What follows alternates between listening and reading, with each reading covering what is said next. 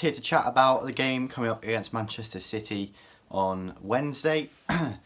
It's going to be a difficult game, and you know there's going to be stuff that needs to be in place for us to beat them. Obviously, they were beat 1-0 by Southampton their last game out, so they're going to be angered by that, I'm sure, and I'm sure they'll come out full guns blazing against us. And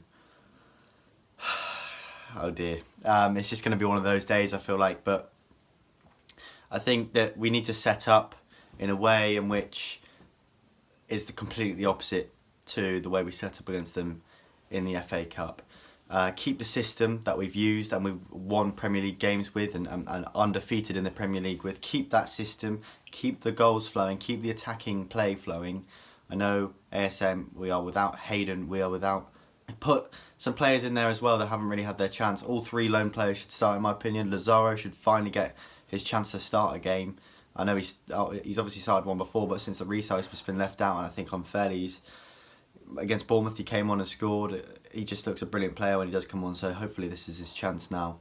In terms of ASM, obviously is a no-go, as with Hayden, so chuck it in, maybe Yedlin at right back, maybe stick with Manquillo at left back, or obviously, like I said before, put in Danny Rose, because he's not disappointed us since the restart. So I think definitely chuck him in, see what he can do, because I don't think he's been that poor since the restart.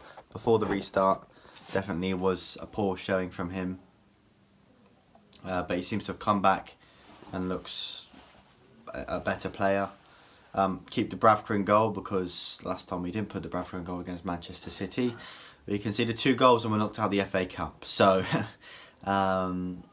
yeah, not put Darlow in goal.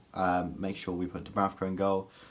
Probably maybe rest Lascelles, because he's one of our crucial players. At the same time, it's always a risk dropping your captain. So I think maybe keep Lascelles in. Maybe partner him with Cher instead of Fernandes. Cher deserves a game.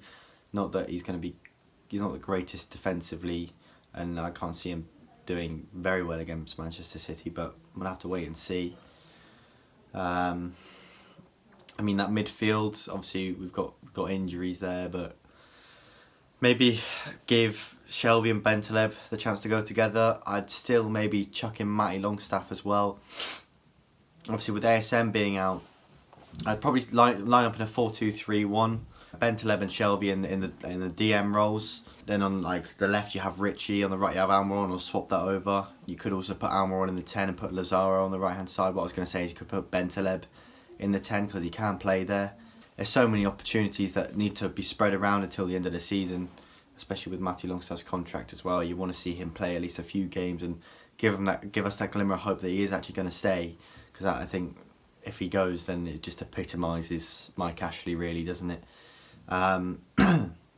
So yeah, Lazaro, Almiron, Richie, maybe that 3 behind the striker, and then striker I'd probably drop Joelinton. Maybe give Gale another chance, be good on the break.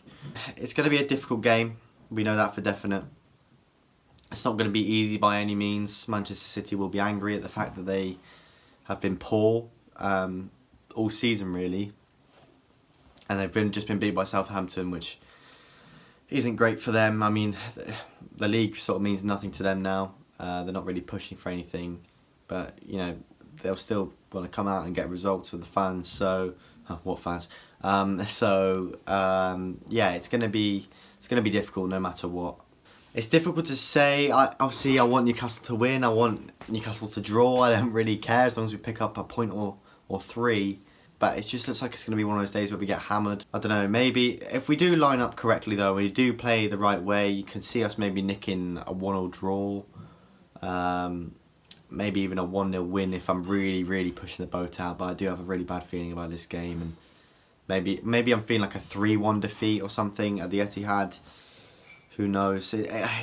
It's difficult, especially with how well we've been playing since the restart as well. I think that's what's going to hurt the most. Okay, maybe West Ham was a bit of a letdown, Villa was maybe a little bit of a letdown, but we're still undefeated, and you want that streak to continue. I feel like we're on quite a feel-good vibe at the moment. We're on a nice a nice tone. There's a nice tone about, you know, social media, other Newcastle fans. Everyone seems to be okay with how we're doing at the moment. So I'd like that vibe to continue, but against Manchester City, you just have this bad downwards feel, this sinking feeling that you can't really control. Obviously, Newcastle are now mathematically safe, so we don't have to worry about that. But you still want the Toon Army to win games. So yeah, if I'm going to put a score prediction on it, I'll go 3-1 Manchester City. Plainly because I just don't see us really getting anything out of this game. But fingers are crossed, toes are crossed, legs are crossed, arms are crossed, eyes are crossed. So yeah, let's just pray for the very, very best. You know, wear your lucky socks, wear your lucky shirt. Just give us all the hope you can, and hopefully we come out with something more than a defeat. We come out with a point or 3. So yeah, that's been it from me, guys. Thank you very much. Bye bye.